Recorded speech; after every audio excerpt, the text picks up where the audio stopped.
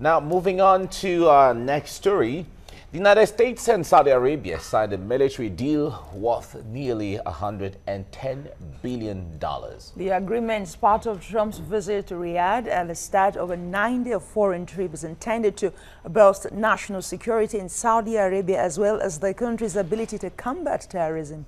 The White House says the agreement will provide fighter jets, tanks, radar combat ships, and anti-missile defense systems to Saudi Arabia and will create defense-related jobs in the U.S.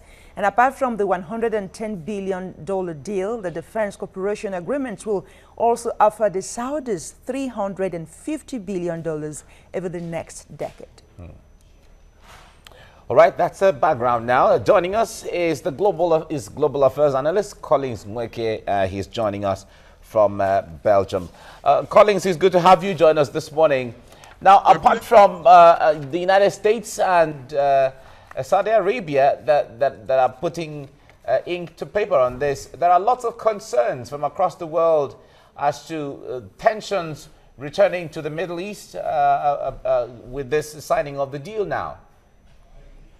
Well, absolutely. And of course, I think the world should now, begin to gear up to, this sort of worries, because there are signs that such worries, have,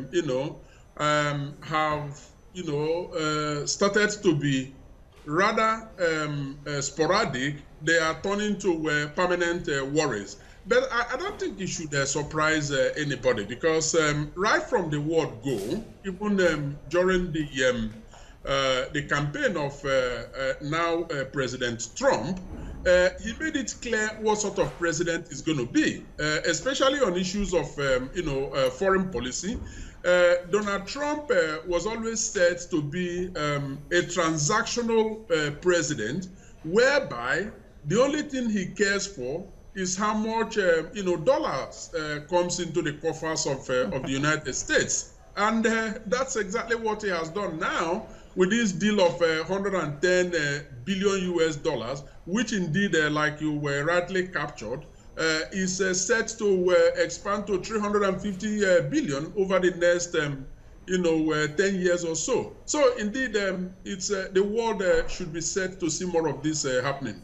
All right, colleagues, let's look at the likely fallout or backlash of this deal. You know that the war in Yemen is still very much alive, and Saudi has a faction there. Juxtapose that with what the Iranians also have with the Houthis. Now, the issue of human rights abuses is awash in the media going forward with Yemen, so much so that Barack Obama had to withdraw a bit. But Trump is now all out. What does that spell for the Yemenis? Well, that spells more trouble, not only for Yemen, but also for the entire Gulf region. Like you pointed out, President Obama actually, was set for an even bigger deal than the one that Donald Trump has now signed. President Obama actually, went for a deal of 115 billion. But it wasn't going to be a blank check.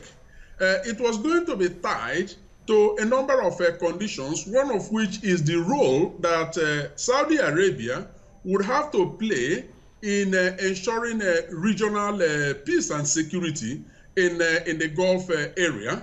Now, for Donald Trump, he made it clear even in his speech that, he hasn't come to lecture anybody.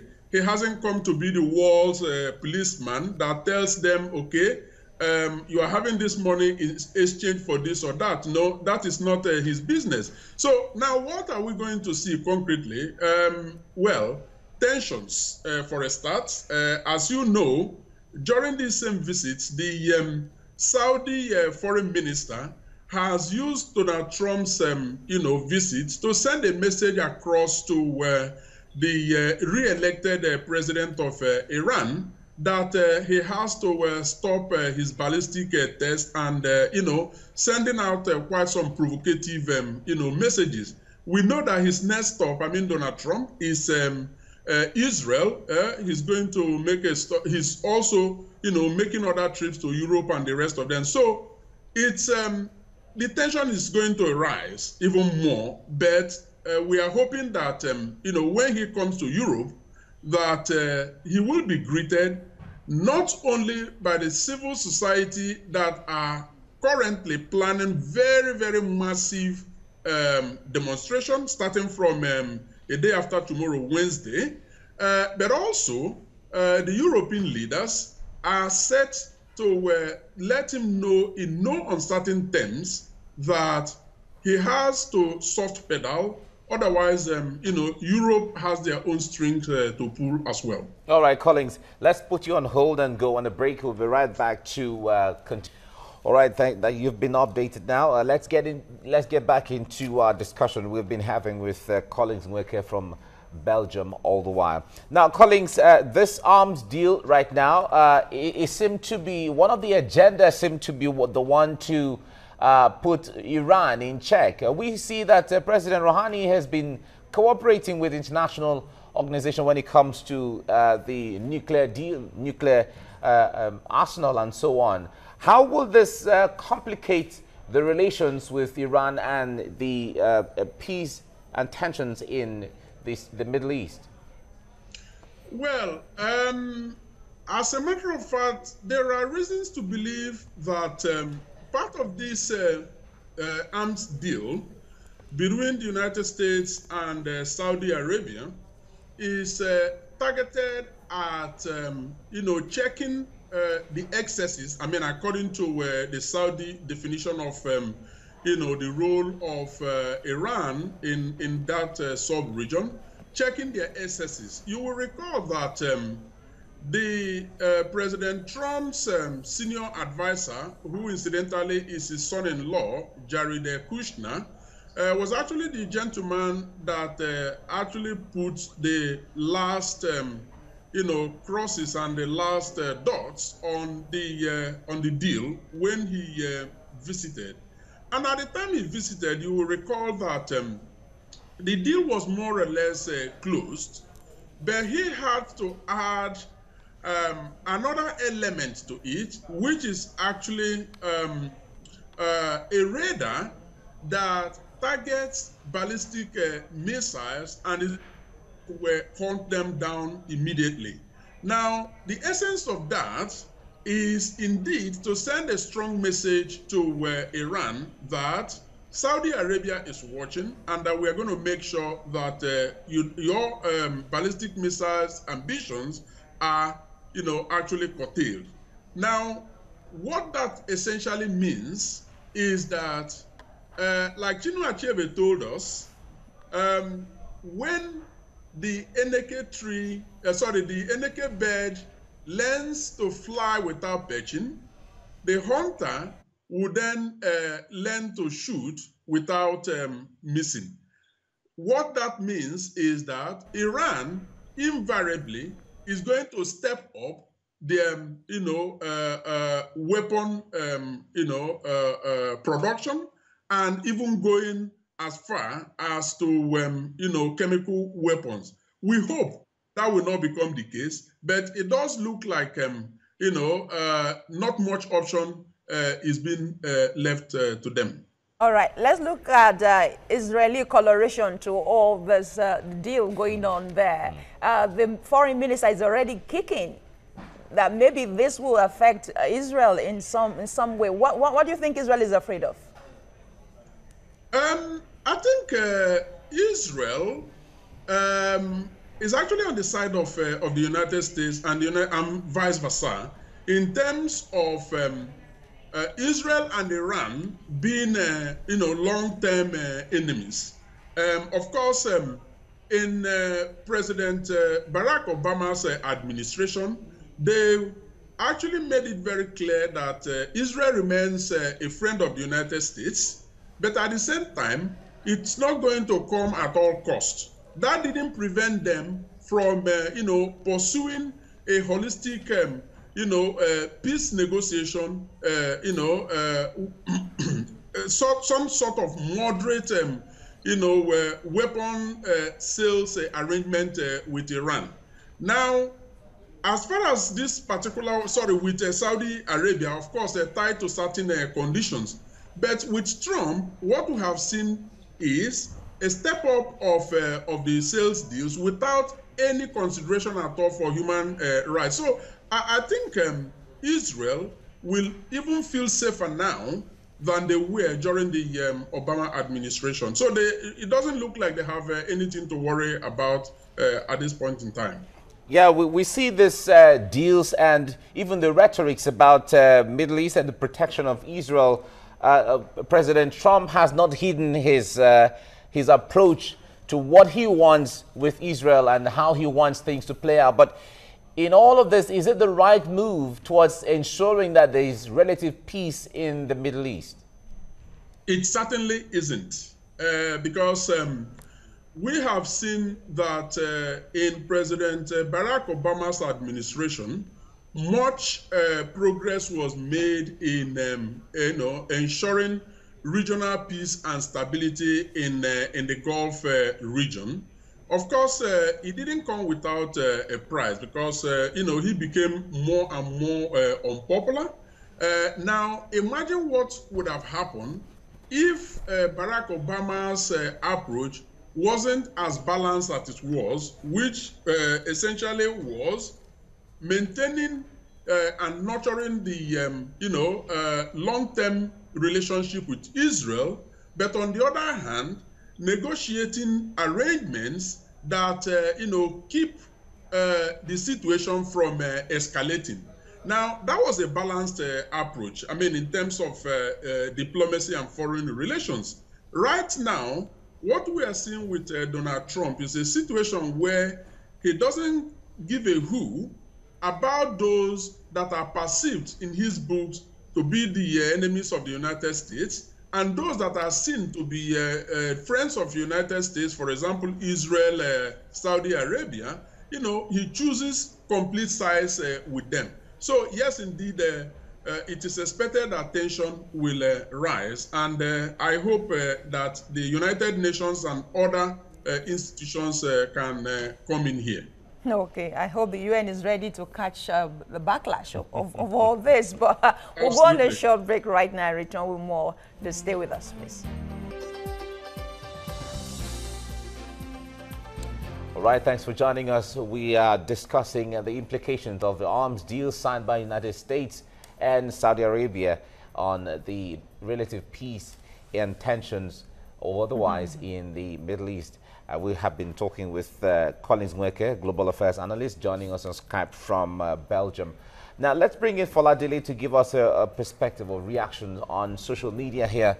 Fola, good morning. Good morning, Mike. Nice to see you. Good morning, Busalami. Nice to see you as well. Saying hello to you. Yeah, he was saying hi to him. Good morning, Collins. Collins, do pay attention to these tweets because I would like to get your reaction to some of them. So let's take a look at what some people are saying and a lot of the concerns that have been raised, like you mentioned earlier. First one from BP Smop says, so he's making an arms deal with an Islamic country. Isn't he anti-Islam? And that's obviously President Trump. VKB says US and Saudi Arabia sign arms deal worth US 110 billion. No guessing who is the supplier. Is this good for the region? Big question. Mike Paris says, so let me get this straight. Saudi and US sign $1 billion arms deal. Saudi king denounces terrorism. 15 terrorists on 9/11 were Saudi. Correct? Masiana says, I thought most of the terrorists of 9/11 came from this country. Is that not relevant anymore? I thought USA would never forget. So that's something a lot of people seem to be raising. Abu Abdallah rather says, this deal opened thousands of jobs to Americans. Say thanks. And the last one here from Wash1003, he says, we are financing the terrorists again. We gave weapons to Saudi in the 80s and created Osama bin Laden. Now we're doing it again. Never learn. Okay, Collins, I want your reaction to this last tweet from Wash1003, who's saying, we're financing the terrorists again. We gave weapons to Saudi in the 80s and created Osama bin Laden. Now we're doing it again. We never learn. What do you think about this tweet? Oh, yes. The last sentence is apt. We never learn. Because what it essentially means is that history is being allowed to repeat itself. And again, the frustration that your followers have left on the social media, actually has to be summarized with, Donald Trump's foreign policy mindset, which is purely transactional. Now, he doesn't care what the repercussions are, as long as he is able to prove that in his first, foreign trip as president, that he was able to seal billions of dollar deal, according to him, that will create jobs. So for him, it's all about winning. Now, he's not the kind of guy who would think of the long-term effect of whatever deal that he sealed. For example, that sealing a deal of 110 billion could eventually mean that a repercussion, both in terms of human rights, the values that America, takes to heart, and all of that, will actually cost them a lot more than what they are sending. So it's a matter of redefining of the national interest to make it more broader than making it narrow as Donald Trump has done. So that explains exactly. It's all about winning. Now, he's not the kind of guy who would think of the long-term effect of whatever deal that he sealed. For example, that sealing a deal of 110 billion could eventually mean that a repercussion, both in terms of human rights, the values that America, takes to heart, and all of that, will actually cost them a lot more than what they are sending. So it's a matter of redefining of the national interest to make it more broader than making it narrow as Donald Trump has done. So that explains exactly his mindset. All right, Collins, do you think the executive order on travel ban will resurface anytime soon, even with this deal? Well, that it remains to be seen. I mean, we have now started to witness some sort of backsliding on the part of Donald Trump. All of the statements he made about Muslims in general, putting them all in one box during the campaign. He's gone very quiet about those now. I mean, in his speech, even though he hadn't come to lecture anybody, he was actually telling the 40 or 50, leaders of some Islamic countries there at the conference what he expects them to do to be able to curtail, Muslim extremism and terrorism, as he described it. So essentially, I think it's now moving away from the mindset that all Muslims are terrorists to the mindset, which is the correct one, that this is a matter of good versus evil, that the vast majority of Muslims are very good people, but the small minority that happen to be terrorists are giving them a bad name.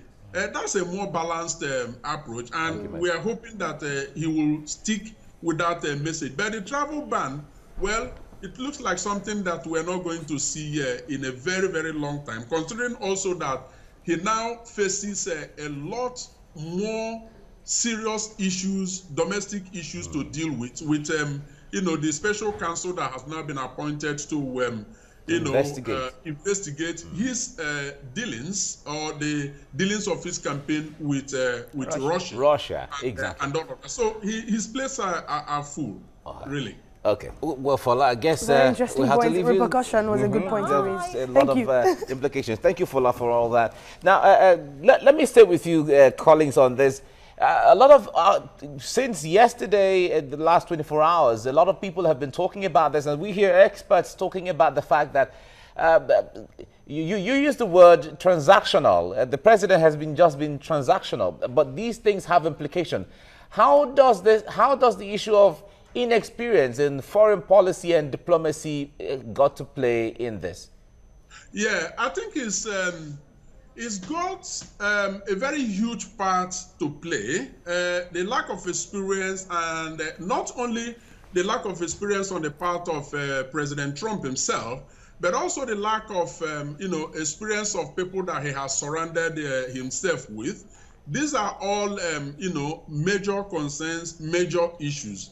But there is also the character thing about the gentleman that we are talking about, Donald Trump. Donald Trump is somebody that views things simply from the prism of winning and losing. Now, for him, as long as you are winning, it doesn't matter what moral issues are on the background. Those don't matter. What matters for him is simply winning. And so, take this, arms deal with Saudi Arabia, for example. The fact that some of these arms are going to end up in the hands of the same terrorists that he claims to be against and wants to eradicate from the surface of the earth, it doesn't matter to him. He sees, just the short-term benefit, which is the, capital that will be coming into the United States and the jobs that will be created. The collateral damage for him doesn't matter. That is, for him, that is the essence of that transactional, approach, but also lack of experience indeed is part of the issue. Okay, colleagues, we are going out now, but quickly, what's your take on the Donald Trump cutscene when he was given the medal? You remember when Obama bowed, he was criticized, but now his own turn, he cuts it like a girl. Well, that is, I think it fits into that transactional mindset that I keep talking about. Because I mean, if bowing is what is going to take for him to bring home 350 billion US dollars, so be it. I think he will crawl if he's asked to crawl. Collins Nweke, let's leave it there. Thank you very much for talking to us on TVC Breakfast.